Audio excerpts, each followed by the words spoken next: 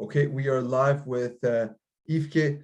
Yfke is a futurist, keynote speaker, trainer, author. By the way, I know that you're the author of this book that I can't pronounce, so you're gonna have to help me pronounce that later.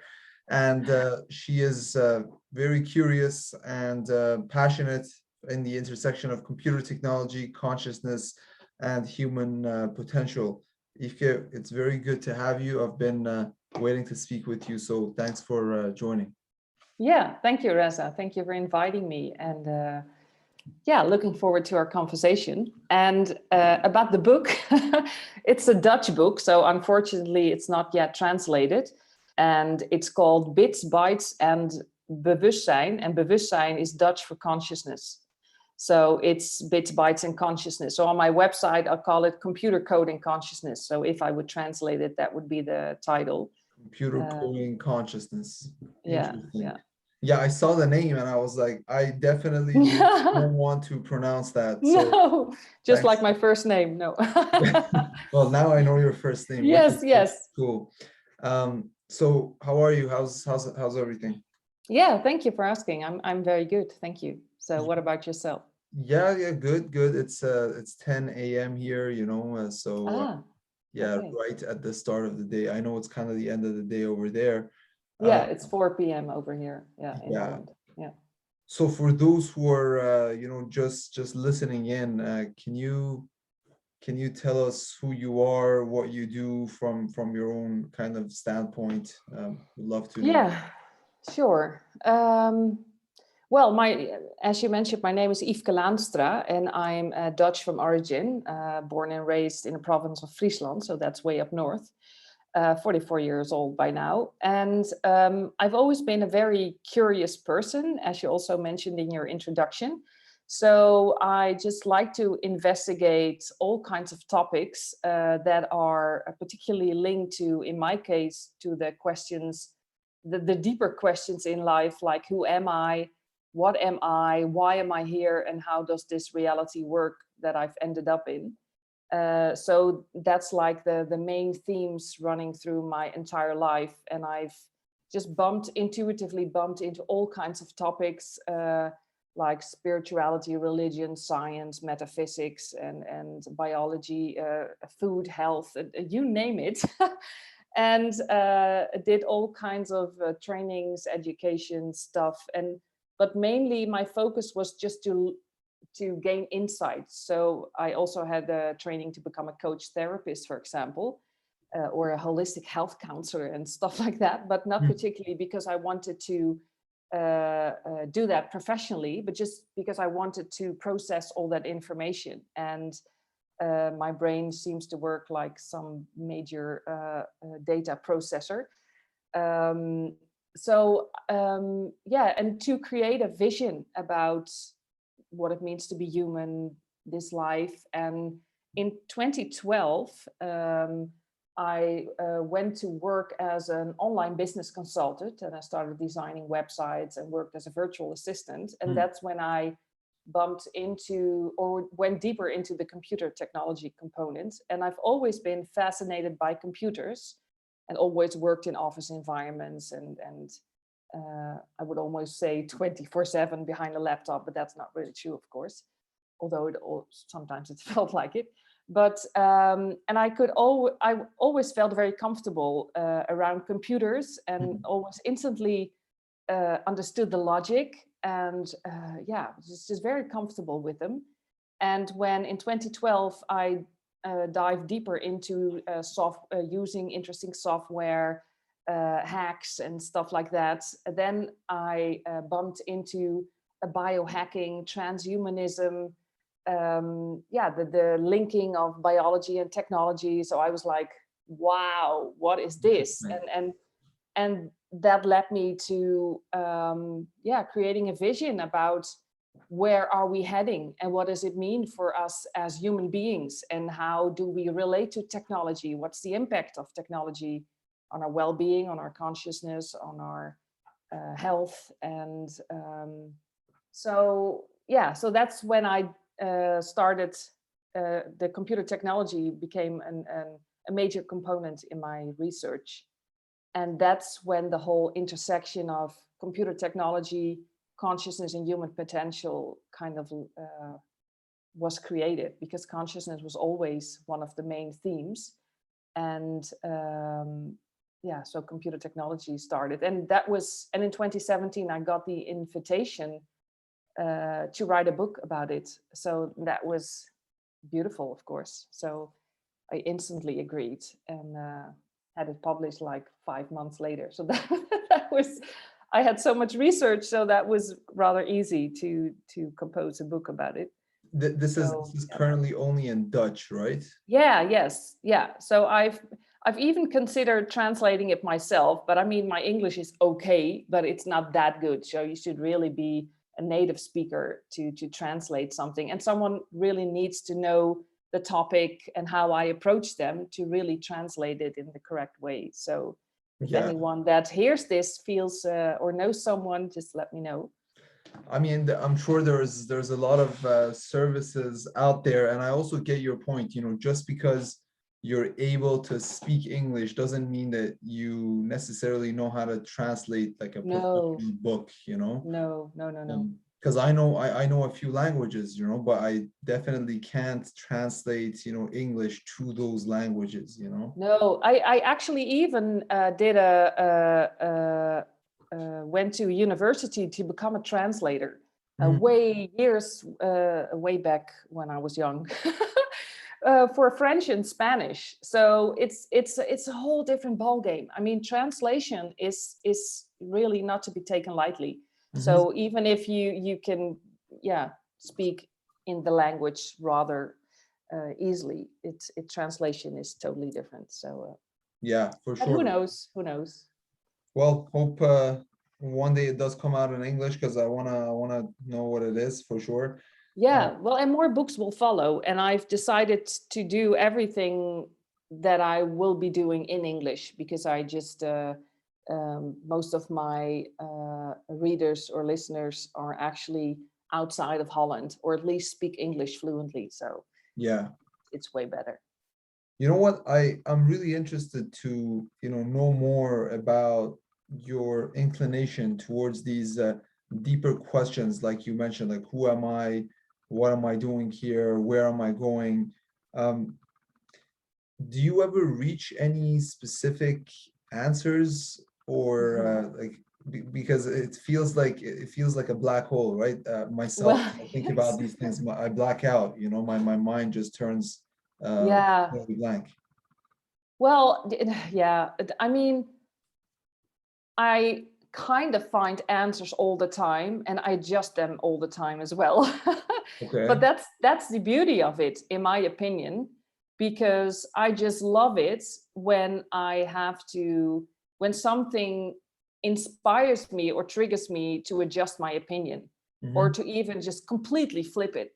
So because those are kind of like my eureka moments, because then I'm like, wow, I just then there's a whole new perception like opening up, and Yeah. I can and like a new doors are opening, and there's a whole new territory to search and to investigate and to so I just love it when so doubt is kind of like what drives me. I question everything, and and when I find an answer, I question that, and so I don't stop when I get an answer. That just that triggers another question. So it's And never the fact that enough. you doubt and the fact that you doubt most things, or you're skeptical towards it, would you say that's helped you actually dive a lot deeper into topics than if you just, accept it Yes, for what it is? yes, that's a beautiful remark. Yes, that's absolutely true. Because if I would have thought that I had found an answer, then that would have made me stop. And so it's not always comfortable to always be doubting everything, and it sounds rather heavy. It's not really heavy, but it's just my nature. Yeah. But so I absolutely think that makes you go deeper and deeper and deeper, because intuitively I'm always led to different topics that don't even seem to relate to the topic that I'm investigating at that point in time, but still then there is another intersection showing itself, and that leads me to whole other topics. And so it's just one big journey and adventure. So I love it. It's just my way of life and my nature. I know what you mean when you say you're, reading up about a specific topic or about a specific matter, but then you get into another rabbit hole and you just realize how everything is so interconnected, right? Well, exactly. You And I you like can't look at anything in isolation. Everything is a system, Yes, and absolutely. And I love it that you use the term rabbit hole, because I specifically like to investigate things that are considered rabbit holes. So yeah, maybe not really, or yeah, unconventional actually, or maybe even not done or whatever, something. Those are the most interesting topics to investigate, because there is a reason why things seem to stir up certain resistance. So I think the biggest presents are hidden in those areas. So and I'm always open. I don't really have a certain opinion or a judgment of any kind. So, and I can place myself in a position of a lot of people. And I just find it interesting. And I'm just genuinely curious about how people perceive things and why they do the things they do, even if it's totally unacceptable behavior, what they're showing. But I mean, I'm just, yeah, the more unacceptable, the more interesting, I would almost say. Because why do people do what they do, and what drives them, and to have certain mindsets or certain opinion, or so it's and in the grander scheme of things here, when you learn about all of these things, is it with the intention of taking all of this knowledge back and kind of helping people? Like you said, you were interested in being a coach therapist, or being, let's say, a holistic nutritionist. Which area are most of these points or knowledge being directed towards? You mean in what form? In what? Yeah, in what form, and basically, who is the audience of your findings and your kind of? Yeah, most of the time it's just people that are also curious and very open-minded. And of course, I'm born in the right time. I mean, technology is like exponentially growing. It's just, and the whole COVID crisis just added to that. And at the same time, in my opinion, we're kind of like waking up on a collective level, and like asking, more and more people are asking very important and existential questions. So those two combined is exactly the area that I move in. So so that makes it interesting. And of course, we're all fascinated about what the future is, what the future holds for us. Where are we heading? Because it's going at such high speed with such high tech. And and is it something to be scared of, or is it something to embrace, or is it a little bit of both? And so people that are interested in all those kinds of questions, and so my audience is growing, actually, because years ago, in the whole spiritual scene, for example, if I mentioned topics like computer technology, or even used the word like transhumanism or biohacking, they were like, oh. It's like cursing in the church, but but now it's becoming more common ground, and that's beautiful. But still, to me, and that's why I use consciousness in the whole intersection thing, it's so important that we are aware of the speed of technology. We are aware of the impact and the implications of technology, again, on our humanist, wellness, and consciousness. And then we can make conscious choices. So it's so important that we understand and are aware of all these things. And of course, you can't know everything, but yeah, looking at the fact that I just love researching everything, and it's natural for me to do what I do. So I just hope that I can also be of help to people that are finding their answers to their questions. Yeah, And you mentioned a few things. I really want to zoom into them a little later. So around biohacking, you mentioned transhumanism. Those are yeah, two things definitely zoom in a little more. But yeah. you also mentioned something prior to that, collective consciousness. Now, I don't know if you know something about this or not. I was researching about, the 5D, like five-dimensional ascensions, and Mm, how the collective consciousness is rising and all of that, right? So yeah. what does that really mean? Are people becoming more spiritually attuned with themselves? Well, you know what's interesting, if you talk about 5D and ascension and transhumanism, and it's so interesting because I've went way deep down the I would almost say rabbit hole of spirituality, because there is so much out there on theories and energy and frequencies and how everything works. And um, Any findings? throughout, Any interesting findings? well, what my main finding is actually in all these years is, and pardon my French, but how much BS is going on in that scene. Uh-huh. So, and what I swallowed as truth and interesting as well, but there's so much distraction and so much disinformation, just like in real life, actually. So, and I've become more and more aware of that. I mean, you can spend an entire life worrying about the impacts of 5G, 6G, 7G, or about whether we're on the right frequency or in which dimension we are and where are we heading and if we're still on course and whatever. And I'm not saying it's all nonsense, but it's so important to be very critical.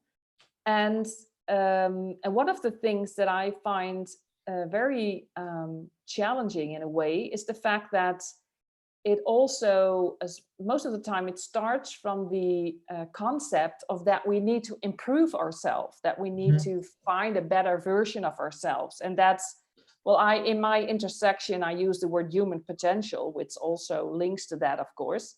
But to me, I've realized that it's even more important to realize what's already hidden within us. We don't need to improve. We don't need to find anything outside of ourselves.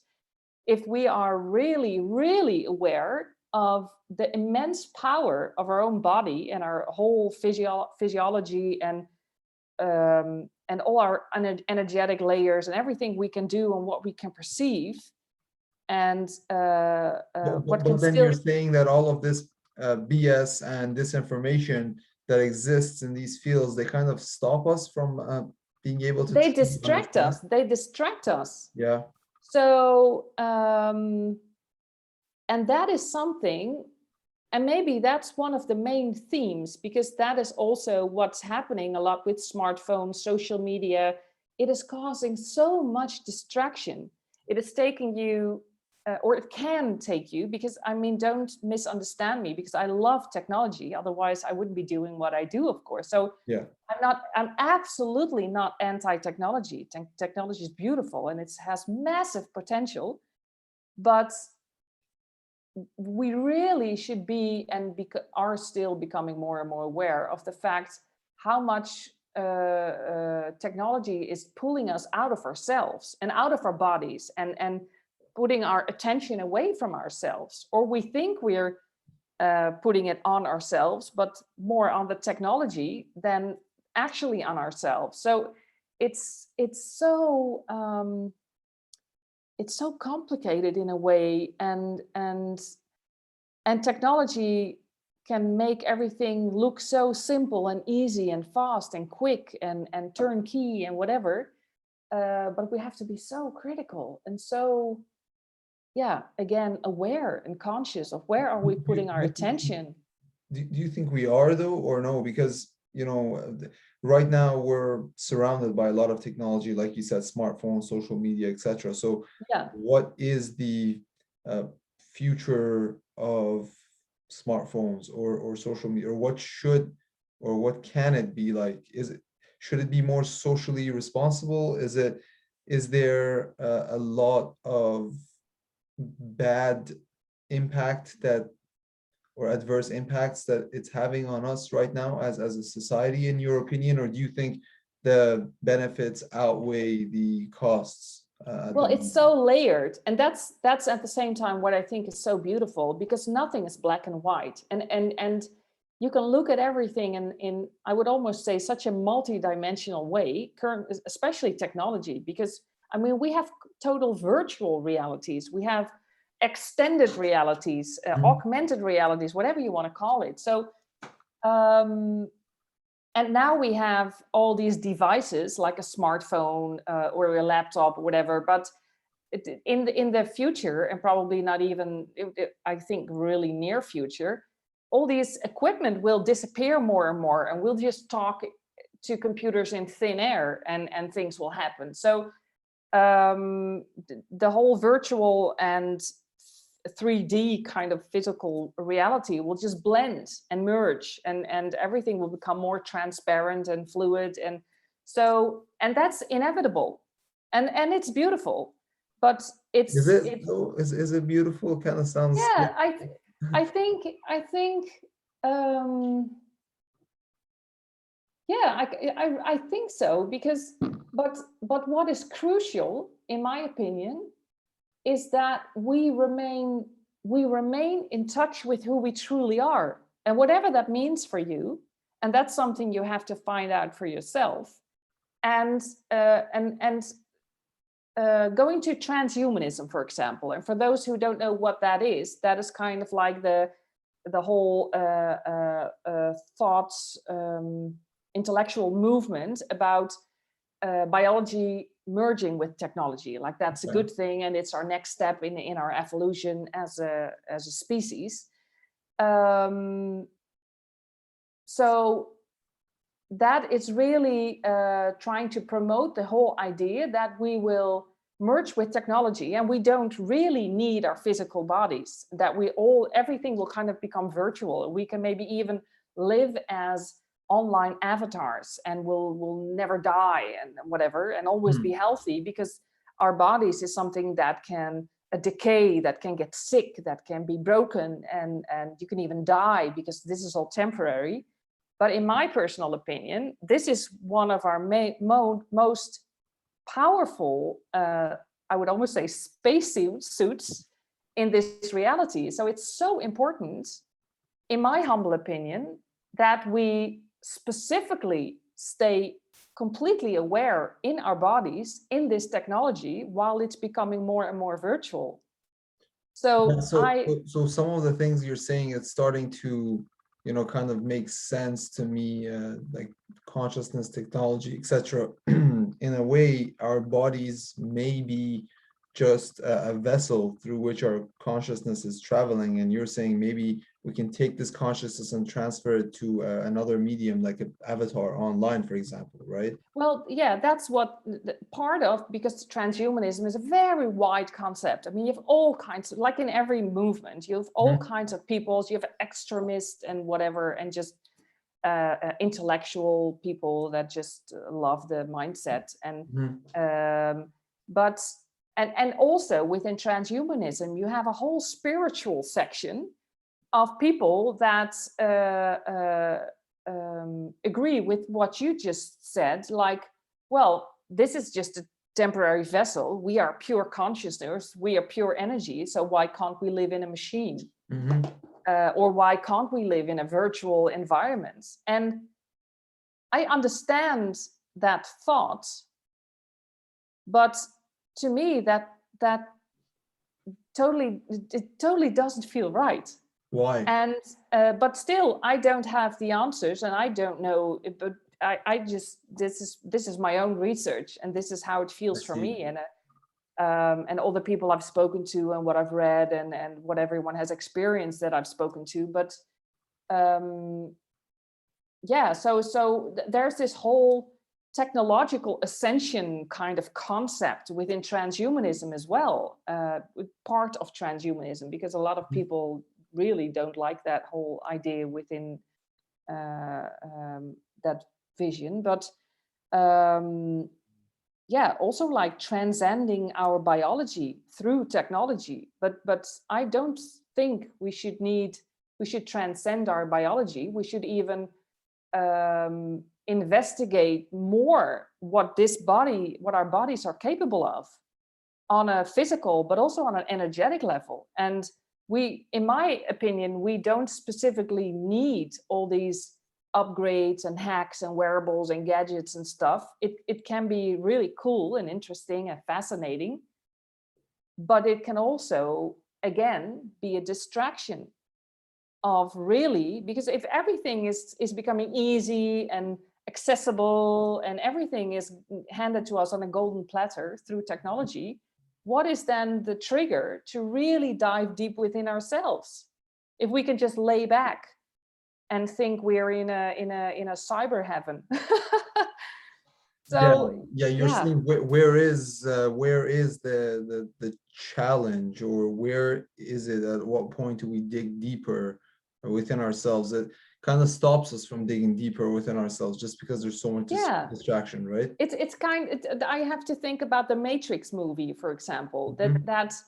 It's almost like we're in sleep mode, and we have to Right. make sure that we don't even get into a deeper sleep, like you're in 3D reality, like the reality we now live in, and you fall asleep and you wake up in virtual reality, but you don't even know that you're in virtual reality, and you can even fall asleep in there, and you get lost deeper and deeper and deeper into cyberspace, not knowing wherever you've ended up, who you are and what you're doing, why you're there in the first place. Hmm. So, and that's kind of like how I feel, like we've forgotten that we've forgotten. That sounds like a very philosophical something, but that's to me how it feels. So like, I really want people to wake up Wake up. Yeah. out of the So, sleep mode and really, yeah, activate themselves. And so you did mention that,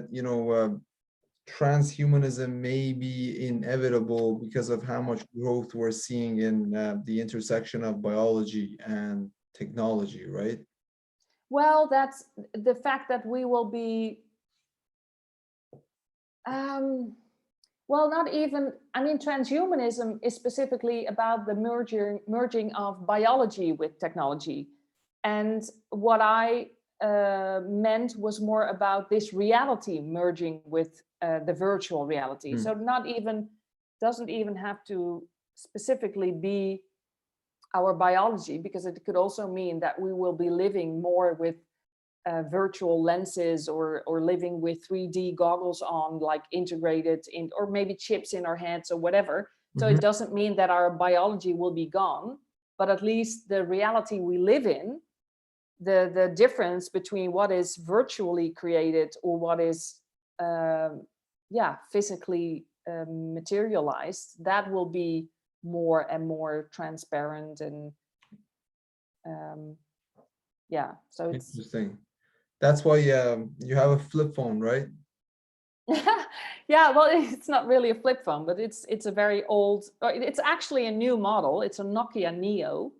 So Oh, you can get it for like 20 euros over here. And how's life without a smartphone though? beautiful. Yeah, you like it? I can recommend it to everyone. Yeah. And it actually started with when I wrote the book, which was in 2017. I even went deeper in my research because, of course, I wanted to create a book. So Mhm. I really wanted to pick the highlights of everything that I had around. And And I got remarks of my partner at the time, my parents or friends, like, "Oh, you're on your phone all the time," and that they found it difficult to get my attention. I was always busy with information, and at some point, especially through my book as well, at the same time, I realized, like, wow, the trap that I also describe in my book about how addictive technology can also be, and how it can pull you out of your body with your attention elsewhere than on yourself, and etc. I was like, wow, I'm writing about myself. So that was quite a confrontation. And so 2 years ago, I decided to just throw my smartphone out of the window. And I haven't looked back Literally since. throw it out of the window. Yeah. Well, not literally. Okay. not literally, but it was almost like it kind of got the message, because just before I wanted to do that, it just stopped working itself. Mhm. So, and then I bought this phone. But I'm so happy with that decision, and I especially found it so interesting because just after I did that, and to me, the smartphone, it's not just, I mean, it's beautiful what you can do with it. All these apps and the internet connection. I mean, with 5G, it's through the roof. Everything you Yeah. can do on Yeah. your smartphone, it's amazing. And I just couldn't put the thing away. But to me, it feels like it's doing way more than just being very handy and also distracting you, but it's also interacting. To me, it feels like it is with your consciousness and your emotions and how you feel and what you think. And I'm confident that research will confirm this, that the smartphone is interacting with your whole energy system and your physical reality in way more ways than we currently think it is. So when I stopped using my smartphone, it also felt like this whole energy fields, consciousness, whatever, artificial consciousness, I don't know what you should call it, but like that was gone. Hmm. And Wow. and all for the better for you. Yeah. Yeah. To me, it was like there was this whole field that was just moving through me every time when I had the smartphone around, which also happens like now that I'm behind a laptop, but much less intense than when using a smartphone. So that was quite a insight. And yeah, and gradually I moved off social media Hmm. because it's all these platforms and stuff. I just love it. So I just can't stop it. So I So also needed to restrain myself. how do you deal with the FOMO, you know? Well, I actually think it helped me to get rid of my smartphone to be less, to have less FOMO, because especially through my smartphone, I just had these always instant access to information. Hmm. And that even made the FOMO worse.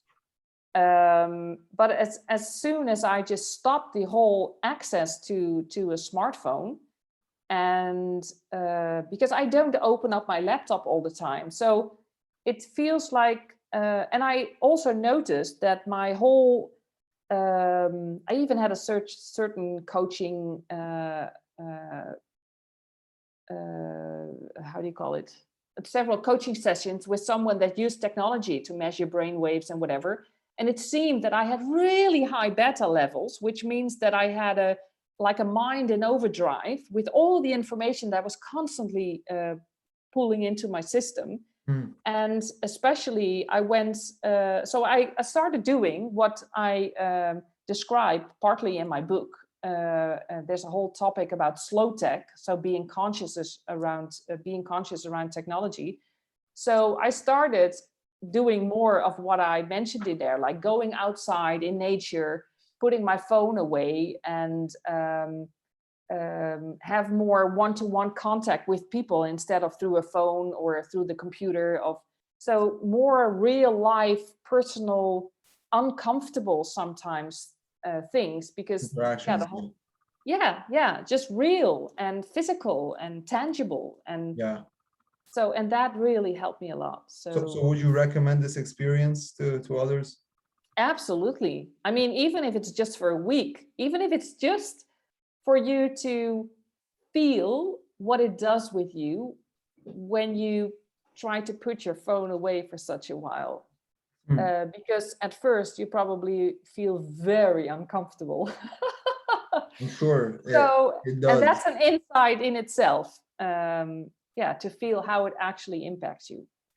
Interesting. So, yeah. Now, another thing that I know we talked about before as well, and I do want to get your thoughts on it, the book and the author that you mentioned as well for simulation hypothesis. So it kind of did resonate with me when you mentioned that maybe we will be, avatars and our consciousness, placed in those avatars and then live completely online or in a virtual environment. That kind of sounds like a simulation, right? Just from the get-go. So I wanted to get your thoughts on that. Well, the book that you just referred to, the Simulation Hypothesis, which is written by Rizwan Firk, and he actually in his book he mentions, because he has this gaming background and game design, etc. So he actually demonstrates in his book how it might be very feasible and how it could be our current reality, that we are living in some kind of computer simulation. And he kind of makes his arguments with all these examples and how technology, and especially in gaming, evolved, and how the graphics evolved, and the speed of information processing, the capacity for data storage, and etc. And it just blows your mind. And that is something that I mentioned the Matrix movie earlier in this conversation, and of course that the main theme of that movie is this, like, are we living in a computer simulation? And I'm convinced that we are.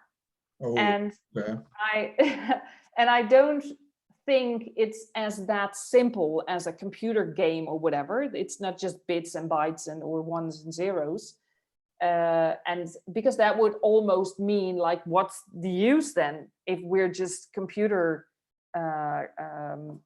avatars in a game or whatever? But so it's, again, in here, it's such a multi-dimensional, multi-layered concept. It's not as simple as that. But I do feel that what he is mentioning in his book, like, it seems that we are moving towards a more virtual reality, like we're in a game. And if that is the case, could it be possible that we're already in it?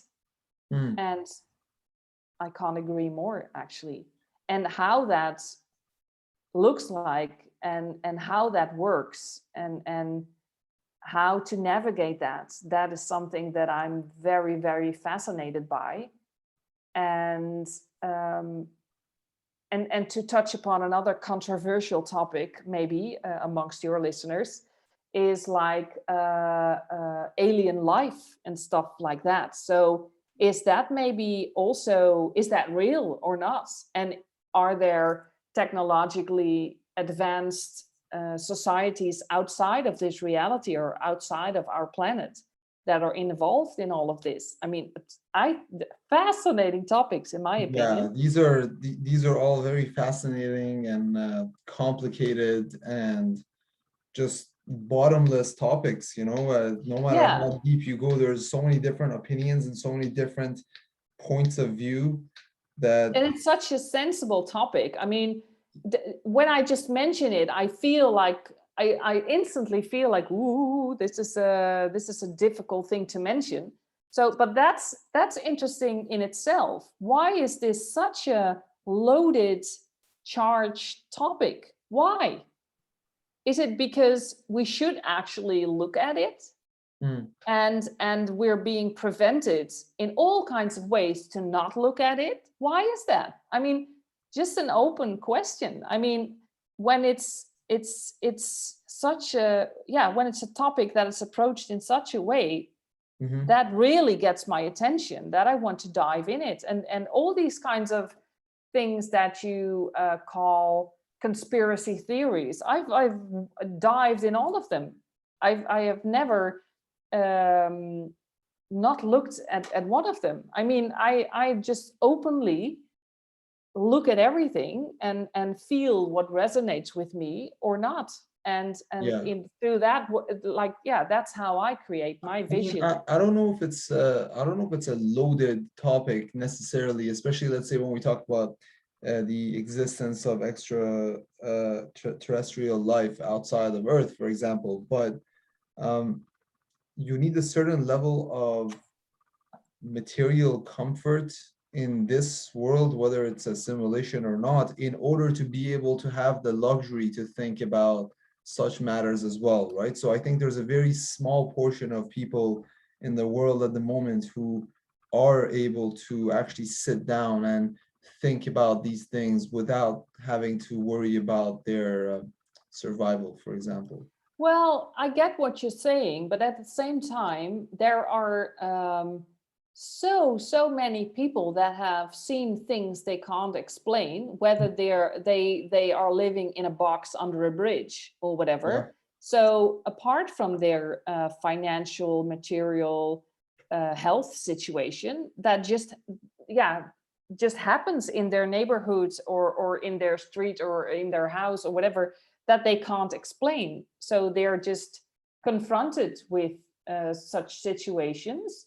But most of the time, on a collective level, we're not very comfortable talking about these. And we tend to think, or yeah, put it in the box that's called conspiracy theories or BS or whatever, and close it and put it out of sight. So Yeah, that doesn't help. That doesn't help for sure. no, absolutely not. No.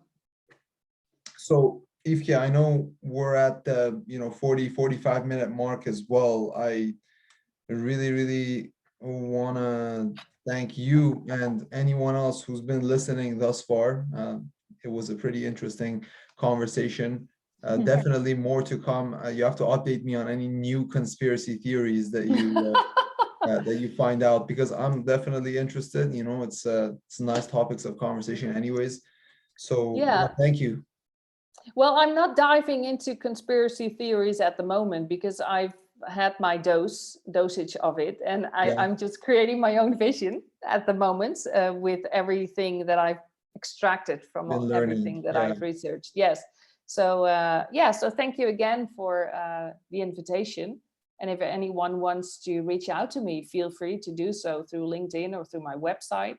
So I'm Yeah, happy so to. about that, I also wanted to ask where you publish, obviously aside from the book that you're writing or you wrote, where else can people access some of your maybe articles or posts or content? Well, I have a website with my full name, Yfke Laanstra, and I'll well, link in that for this, sure. yeah. And if you have .nl, you end up at the Dutch website. If you use .com, you end up at the English version. But again, on both versions, you can switch between the two. And I'm creating an online community at the moment, which is to be launched in 1 or 2 months, I guess. And in there, instead of on LinkedIn, and I used to use Facebook to share a lot of interesting articles and videos and documentaries and news and links and whatever that I come across in my research. And I will start sharing that within that community. And I'm also creating an online academy, to really share the topics that I'm most passionate about within this whole broad intersection. So Well, keep me in the loop. Be interested yes, to check sure. it out for sure. Yeah, Um, sure. I but yeah, will. thanks for coming on, Yfke. I really appreciate it. And yeah, talk to you soon. Thank you. Yeah. Bye bye.